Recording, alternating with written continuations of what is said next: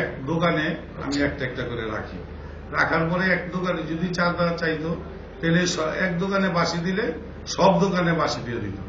বাঁশি দিলে মনে করেন সবাই লাঠিটা আর বাঁশিটা নিয়ে নেমে যেত।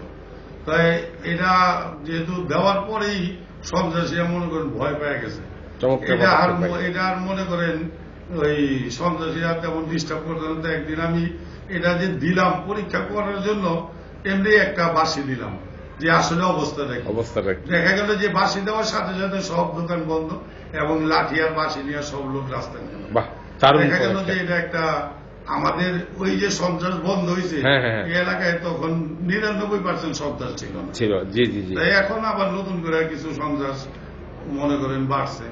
তাই স্বাভাবিকভাবেই কাজ করলে তো কাজ হয়ই, তো সেজন্য পরিকল্পিত কাজ করলে সন্ত্রাস বলেন, আলিয়াবা বলেন, ফেন্সি বলেন, সবকিছু থেকে মুক্ত পাওয়া সম্ভব।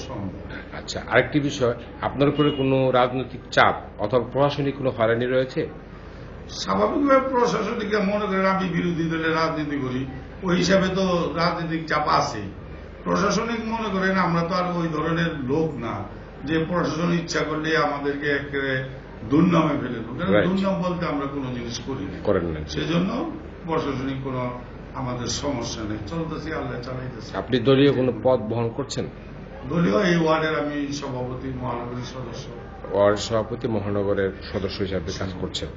তো বর্তমান যারা বিভিন্ন প্রশাসনিকভাবে দায়িত্ব পালন করছেন তাদের বিএমপিদেরকে বিভিন্ন জায়গায় হয়রানি করছে, সেই রকম হয়রানি আপনার উপর আসছে কিনা? যেমন আমার নামে কেস আছে, এটা তো আগে ছিল, কাউন্সিলর হওয়ার পরের কথা বলছি আমি। না, কাউন্সিলর হওয়ার পরে তো কোনো কেস হয় না। কারণ আপনি এখন নির্বাচিত প্রতিনিধি, সবার প্রতিনিধি, আপনি শুধু বিএনপির প্রতিনিধি না, আপনি সবার প্রতিনিধি। তো এই হিসাবে কোনো ডিস্টার্ব আছে কিনা? না, কোনো ডিস্টার্ব নেই। তো বর্তমান মেয়র মহোদয়ের কাছে যে কথাগুলো আপনি বললেন এবং বর্তমান সরকারের কাছে এই এলাকাবাসীর উন্নয়নের জন্য আপনার কি আহ্বান থাকবে? আসলে যে দলই করি এলাকার উন্নয়নের স্বার্থে আমি মনে করি সবার এক হয়ে কাজ করা উচিত। তাই এই এলাকায় যারা সরকারি দল, বিরোধী দল, সবাইকে নিয়ে আমি কাজ করতে চাই, এলাকার উন্নয়ন করতে চাই। উন্নয়নের স্বার্থে মনে করেন যেখানে মেয়রের সাথে যদি আমার আলোচনা বসতে রাজি আছি এবং বসিও, এবং স্বাভাবিকভাবে বিরোধী আমরা মনে করেন যদি অনেক মেয়রের কাছে না যাই তাহলে মেয়র তো মনে করেন আমাদের বাসায় এসে এলাকায় এসে কাজ করে দিব। সেজন্য সবাই আমরা যাই এবং মেয়র মহোদয় সবার সাথে ভালো সম্পর্ক, ভালো কাজ করার উদ্যোগ উনি নিয়েছে। যে ভোটাররা এত কষ্ট করে আপনাকে ভোট দিয়ে পাশ করিয়েছেন, আপনার সব ভোটাররা, এলাকাবাসী সবাই মিলে, তাদের উদ্দেশ্যে আপনার কি বলার রয়েছে? আসলে ভোটারদের উদ্দেশ্যে তো হাজারো বলি, তবু বলার শেষ নেই। যেহেতু ভোটাররা আমাকে না দেখে নির্বাচিত করেছে, আমি এই এলাকার মানুষে এরা কিছু চাওয়ার আগেই আমি এদের সেবা করতে চাই এবং এই সেবার মনোভাব নিয়ে আমি চলতেছি এবং যাতে সবার ঘরে ঘরে সেবা পৌঁছে দিতে পারি এই উদ্যোগে আমার থাকবে।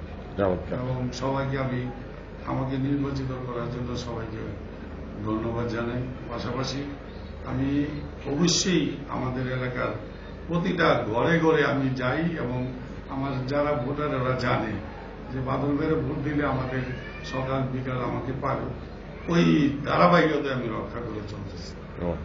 দর্শক অত্যন্ত স্পষ্টভাবে হাসি খুশি মুখে আমাদের বাদল ভাই খুব চমৎকার বক্তব্য দিয়েছেন। আমরা তার মূল্যবান সময় নষ্ট করেছি, আমরা দেখেছি তিনি ব্যস্ত ছিলেন, কর্মব্যস্ত ছিলেন, শত ব্যস্ততার মাঝেও তিনি আমাদের ইউএনবিকে মূল্যবান সময় দিয়েছেন। এজন্য ইউএনবি অনলাইন টেলিভিশন চ্যানেল থেকে আমরা বাদল ভাইকে ধন্যবাদ জানাচ্ছি এবং বাদল ভাইয়ের উত্তরোত্তর সমৃদ্ধ কামনা করছি। বাদল ভাই, আপনাকে অনেক অনেক ধন্যবাদ ও শুভেচ্ছা।